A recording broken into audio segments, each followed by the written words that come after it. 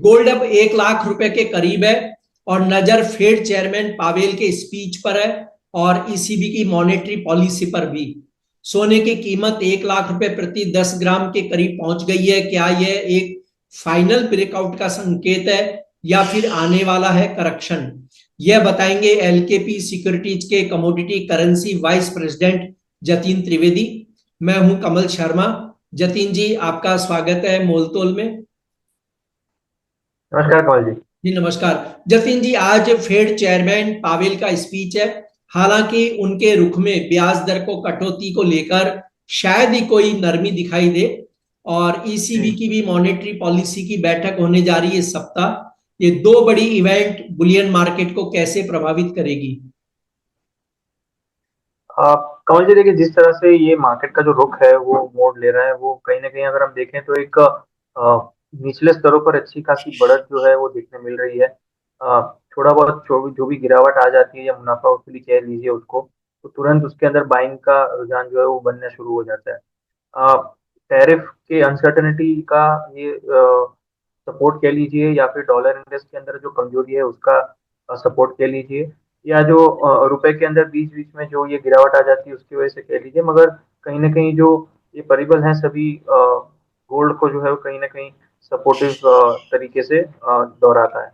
अब event wise अगर हम देखें तो इस हफ्ते में जो फेडरल चेयरपर्सन की जो स्पीच है आज देर रात को, तो उसके तहत तो जहाँ तक स्पीच का ये निकालना होगा वर्णन, तो उसमें एक्सपेक्टेड तो नहीं है कि वो कोई इंटरेस्ट रेट कट की तरफ का कुछ रुझान दे, लेकिन प्रेशर जरूर बना हुआ है उनके ऊपर। यूएस की मीडिया कह लीजिए या यूएस के गवर्नमेंट का जो पूरा प्रेशर बना हुआ है जेरोम पावेल जी के ऊपर कि इंटरेस्ट रेट कट की तरफ जो है उनको रुख जो है वो मोड़ना है, तो उस लिहाज से उनके ऊपर थोड़ा सा प्रेशर जरूर बना रहेगा। तो एक्सपेक्ट कर सकते हैं कि कहीं ना कहीं उनका जो टोन है वो थोड़ा सा हॉकिश की तरफ ना होते हुए न्यूट्रल या थोड़ा दोविश की तरफ भी रह सकता है, क्योंकि एट द एंड प्रेसिडेंट जो है वो काफी हद तक पावर जो है वो रखते हैं, और देश की सरकार को चलाने के लिए उनका भी एक अपना महत्व रहेगा कि फेडरल रिजर्व की तरफ से सपोर्ट जो है वो होना चाहिए। अगर नहीं मिलता है कंटिन्यूसली तो वहां पे भी एक दबाव जो है वो बनते हुए और बढ़ सकता है। तो आज की स्पीच जो बहुत ही इंपॉर्टेंट रहेगी, मैं ये मान के चल रहा हूँ, क्योंकि नेक्स्ट वीक में फिर से अभी इंटरेस्ट रेट की डिसीजन है यूएस के अंदर। तो कहीं ना कहीं ये जो स्पीच है उसके पहले की वो ये दर्शाएगा कि नेक्स्ट वीक में इंटरेस्ट रेट कट की तरफ का क्या हिंट्स आने वाले हैं। और इस हफ्ता तो बहुत बड़े डेटा लाइंड अप नहीं है। मैन्युफैक्चरिंग और सर्विस पीएमआई के अलावा यूरो की जो आपने बताया बैठक है, जी और साथ ही साथ में फेडरल जोरम पावेल की स्पीच है।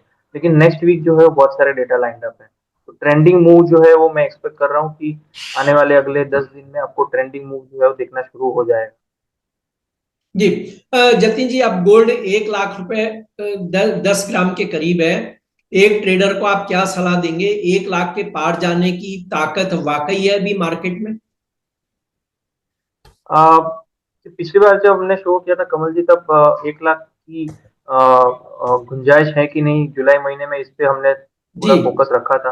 और मुझे इस बात का याद भी है कि अ, जरूर जा सकता है, यही मैंने कहा था। और 1 लाख के करीब तो आ ही चुका है, 99,000 450 500 का लेवल जो है वो टच किया है फ्यूचर्स मार्केट के अंदर। तो मोर और लेस 1 लाख के करीब तो आ ही गए हैं हम, और मुझे लग रहा है कि अभी भी इसके अंदर स्ट्रेंथ है। मिडल ईस्ट में थोड़ा बहुत तनाव अभी भी बना हुआ है, जिसका ये सपोर्ट फिर से ले सकता है। डॉलर इंडेक्स जो है ये वीकनेस के अंदर ही है, जब तक ये 99 के नीचे रहेगा तब तक प्रेशर जो है डॉलर इंडेक्स पर बनता हुआ देखने मिल रहा है आगे चलते हुए। और साथ ही साथ में रुपए की जो है वो बहुत ज्यादा तेजी से बढ़त नहीं हो रही है, क्योंकि घरेलू बाजार के अंदर अगर हम देखें तो थोड़ा एफआईएस का प्रेशर बना हुआ है, जिसके कारण से रुपए को जो है सपोर्ट नहीं मिल पा रहा है, और उसका सपोर्ट जो है रुपए का गोल्ड को हमारे घरेलू बाजार में मिल रहा है। तो लेवल वाइज अगर हम देखें और जो एक एक डेटा पकड़ के अगर हम उसको कलेक्टिव करें, जी तो गोल्ड को कहीं ना कहीं जो है सपोर्ट्स मिलते हुए देखते मिल रहे हैं। डेटा वाइज नेक्स्ट वीक में इंपॉर्टेंट डेटा लाइंड अप है। फेडरल रिजर्व की इंटरेस्ट रेट डिसीजन है, नॉन फार्म पेरोल डेटा रहेंगे, अनएम्प्लॉयमेंट के डेटा रहेंगे। तो मैं ये मान के चल रहा हूँ कि गोल्ड को जो है वो आपको यहाँ से अगले हफ्ता 10 दिन तक पॉजिटिविटी के साथ में ही देखना है। 98,000 और 97,500 ये एक स्ट्रॉन्ग सपोर्टिव जोन है, और 1 लाख 500 से लेके 1,02,000 ये लेवल्स जो है वो अगले कुछ दिनों में और हफ्ते 10 दिन के अंदर ये मुझे लग रहा है कि अचीव आसानी से होना चाहिए। जी।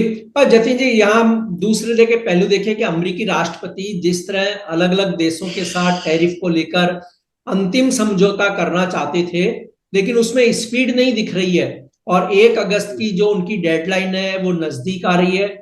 क्या असर होगा इसका गोल्ड पर? इसीलिए मैं बोल रहा हूँ कमल जी कि नेक्स्ट वीक जो है बहुत ही इंपॉर्टेंट रहेगा, जी। क्योंकि बहुत सारे इवेंट जो कोलाइड हो रहे हैं। डेटा स्पेसिफिकली फर्स्ट वीक जो है वो बहुत ही इंपॉर्टेंट रहेगा अगस्त का, और साथ ही साथ में 1 अगस्त की डेडलाइन रहेगी।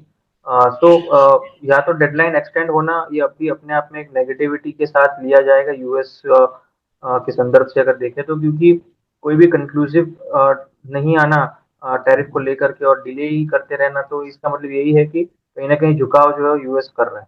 और अगर उसके पहले कोई डील फाइनलाइजेशन की अनाउंसमेंट आ जाती है तो ये एक सेंटिमेंट जो है वो पॉजिटिव हो जाता है और गोल्ड के लिए थोड़ा सा नेगेटिव बनेगा। मगर अभी फिलहाल ऐसे कोई इंडिकेशन तो है नहीं कि किसी की डील की अनाउंसमेंट हो। यूएस और भारत की जो डील की बातें चल रही हैं उसमें अगर संदर्भ में कुछ अगर बातचीत सामने आ जाती है तो ये ग्लोबली मार्केट्स के लिए थोड़ा बहुत पॉजिटिव जरूर हो सकता है, क्योंकि माने या ना माने भारत जो है वो भी एक बहुत बड़ी इकोनॉमी की तरफ जो जी। है अपना रुख मोड़ रहा है। यूएस चाइना के बाद अगर किसी का नाम लेने में आएगा ट्रेड्स को लेकर के तो वो भारत का ही आएगा। तो मैं यही पकड़ के चलूंगा कि ट्रेड डील वाइज और जो यूएस के डेटा वाइज है उसके अभी फिलहाल जो सेटअप बन रहे हैं वो गोल्ड को काफी सपोर्टिव कर रहे हैं। अनलेस एंड अनटिल इसमें कुछ चेंजेस नहीं आ जाते तब तक गोल्ड का जो एंगल है ये पॉजिटिविटी का बना हुआ दिख रहा है। जतिन जी, क्या इस वक्त रिटेल जो इन्वेस्टर्स हैं उनको खरीदारी करनी चाहिए या मुनाफा बुक करना चाहिए? क्योंकि आप जो बता भी रहे हैं कि अगले वीक बहुत ही अहम डेटा है, साथ ही अमेरिका राष्ट्रपति का क्या रुझान रहता है टैरिफ को लेकर, और पावेल का स्पीच तो खैर आज है ही। तो इस तरह के घटनाक्रम में एक रिटेल इन्वेस्टर को आप क्या सलाह देंगे?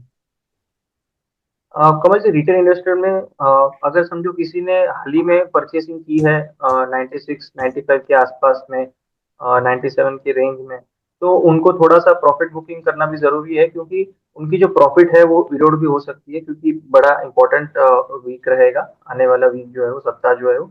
तो नेक्स्ट हफ्ता 10 दिन जो है वो काफी वॉलेटिलिटी के साथ में और डेटा स्पेसिफिकली ड्रिवन भी रह सकता है। तो 1000 1500 पॉइंट की मूवमेंट तो ऐसे ही हो जाएगी 1 से 2 दिनों के अंदर। तो इस लिहाज से अगर देखें तो किसी ने बहुत ही इमीडिएट बेसिस पे लिया है क्विक गेन्स के लिए तो उन्हें प्रॉफिट बुकिंग की भी सलाह रहेगी। 99,500 के आसपास के ऊपर के लेवल अगर क्रॉस नहीं कर पाता है तो वहां से थोड़ा बहुत मुनाफा वसूली भी आ सकता है। लेकिन किसी ने लंबी अवधि से पहले से लेके रखा है और अभी भी बना हुआ है ट्रेड के अंदर पोजिशनिंग बना कर रखी है, तो उन्हें ये सब चीजों से ज्यादा डरने की जरूरत नहीं है, क्योंकि ये सब इवेंट्स तो हमने बहुत सारे देख लिए। जब फ्रेश ट्रेड डील्स की अनाउंसमेंट हुई थी ट्रेड टैरिफ की अप्रैल फर्स्ट वीक में, तभी इतने बड़े बड़े फॉल भी देख लिए उन लोगों ने। तो ये जो छोटी मोटी जो भी गिरावट अगर आएगी भी तो इनको इग्नोर करते हुए आगे चलते रहना है। लॉन्गर टर्म होराइजन से कोई ज्यादा चेंजेस नहीं देख रहा हूँ मैं। शॉर्ट टर्म के हिसाब से अगर देखें तो यस, यहाँ पे जिन्होंने जैसे मैंने बताया 96 95 के रेंज में अगर किसी ने लिया है शॉर्ट टर्म व्यू पॉइंट से तो उनको 99 के आसपास जो है थोड़ा सा प्रॉफिट बुकिंग करना चाहिए। थोड़ी बहुत पोजीशन बनाकर रखें वॉलेटिलिटी का फायदा उठाने के लिए। जी जतिन जी, आपने बिल्कुल सही कहा कि जैसे 96 या 97,000 पे अगर गोल्ड लिया है तो मुनाफा वसूली कर सकते हैं, लेकिन एक बात ये देखने में आई है गोल्ड में, पिछले लंबे समय से किसी ने भी ये नहीं कहा कि आप गोल्ड में शॉर्ट सेल कर दीजिए आज तक। जी इससे जी। आप क्या, आप इस पर क्या कह देंगे? कमल जी, क्योंकि शॉर्ट सेल का एडवाइजेबल इसीलिए नहीं होता है क्योंकि इस तरह से कोई डेवलपमेंट नहीं है जहां पर बहुत सारे क्यूज जो है वो आपको हिंट और ये दर्शाएं कि गोल्ड का जो है वो लॉन्गर टर्म होराइजन से टॉप बन चुका है। शॉर्ट टर्म टॉप जो है वो बार बार बनते रहते हैं, मार्केट के अंदर फ्लक्चुएशन बनता रहता है, लेकिन लॉन्गर टर्म होराइजन का करेक्शन आना वो एक बहुत बड़ा डेवलपमेंट होता है जिसमें डॉलर इंडेक्स जो है वो सबसे ज्यादा अहम भूमिका निभाएगा। और दूसरा जो है वो कहीं ना कहीं जियो पॉलिटिकल इश्यूज जो है वो पूरी तरह से इरोड दिखते हैं मार्केट में, तो ही जो है वो लंबे समय के गाले से सोने के अंदर जो है पोजीशन नेगेटिव हो जाती है। और इसमें से अभी तो कोई भी विकल्प जो है वो सामने नहीं आ रहे हैं जिसके कारण से गोल्ड को जो है वो स्ट्रॉन्ग सेल जोन के अंदर देखा जाए। तो जब तक ऐसे कोई डेवलपमेंट नहीं बनेंगे तब तक गोल्ड के अंदर सेलिंग के सिग्नल्स नहीं बनेंगे लॉन्गर टर्म होराइजन के हिसाब से। तो इसका तो वेट ही करना है। अगर ऐसे कोई डेवलपमेंट होंगे तो डेफिनेटली आपको बताया जाएगा यहाँ पर। और इंटरेस्ट रेट कट जो है वो भी कहीं ना कहीं लाइंड अप ही है, तो वो भी एक पॉजिटिव फैक्टर है। तो जी अभी ऐसे कोई डेटा है नहीं कलेक्टिवली जो लॉन्गर टर्म होराइजन में करेक्शन दिखा। जी। यही हम दर्शकों को भी यही कहना चाहेंगे कि शॉर्ट सेल से इस समय बचे। जतिन जी, सिल्वर पर आपकी ट्रेडर्स को क्या राय होगी? कमल जी, चांदी पर आपको बहुत अच्छे से याद है कि जी मैं मानता हूँ कि चांदी के अंदर तो बहुत ही स्ट्रांग बुलिश व्यू पॉइंट लेकर चले हैं हम। इनफैक्ट पिछले 2-3 महीनों से तो अच्छी खासी रनअप और सभी टारगेट्स भी अचीव हो चुके हैं 1,15,000 तक के। एक्सटेंडेड टारगेट्स जो मैं अभी भी अवेट कर रहा हूँ, 1,18,000 तक के टारगेट्स पकड़ के चल रहा हूँ मैं। एक्सपेक्ट कर रहा हूँ कि चांदी में कॉमेक्स जो है वो $40 के आसपास ट्रेड करना की क्षमता रखता है। अगस्त महीने तक मैं एक्सपेक्ट कर रहा हूँ कि $40 आराम से आ जाएगा। अब तो 39 के करीब भी आ गए थे हम। तो मोर और लेस $37 का एक इम्पोर्टेंट सपोर्ट है शॉर्ट टर्म में। और 39-39.50 के पास एक इमीडिएट रेजिस्टेंस भी है। जब भी 37 के नीचे या 37 के आसपास मिलता है तब बाइंग साइड की ही रिकमेंडेशन दूंगा मैं। और हमारे घरेलू बाजार में उसका संदर्भ देखें तो 1,10,000 के नीचे फिलहाल प्राइसेस स्लिप होते हुए मुझे नहीं दिख रही हैं। और हायर साइड पर 1,16,000 से लेके 1,18,000 तक के टारगेट पकड़ के चल रहे हैं अगस्त महीने के हिसाब से। जी। जतिन जी, आपका कोई डिस्क्लेमर? गोल्ड और सिल्वर ईटीएफ के माध्यम से मैं हमेशा निवेश बना रहता हूँ इसके अंदर, और सभी क्लाइंट को भी गोल्ड और सिल्वर के अंदर ट्रेडिंग कॉल्स जाती है हमारी तरफ से। ये मेरा डिस्क्लेमर। आपका धन्यवाद, शुक्रिया जतिन जी।